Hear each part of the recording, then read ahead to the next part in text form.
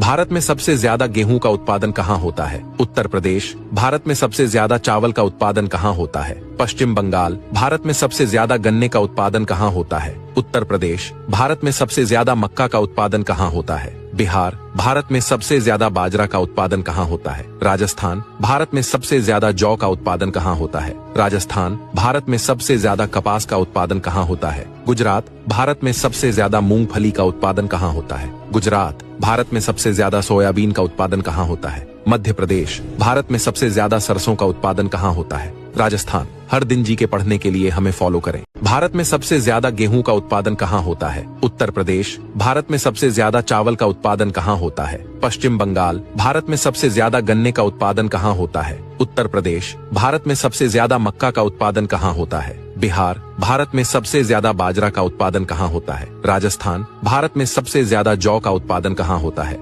राजस्थान। भारत में सबसे ज्यादा कपास का उत्पादन कहाँ होता है? गुजरात। भारत में सबसे ज्यादा मूंगफली का उत्पादन कहाँ होता है? गुजरात। भारत में सबसे ज्यादा सोयाबीन का उत्पादन कहाँ होता है? मध्य प्रदेश। भारत में सबसे ज्यादा सरसों का उत्पादन कहाँ होता है? राजस्थान। हर दिन जी के पढ़ने के लिए हमें फॉलो करें।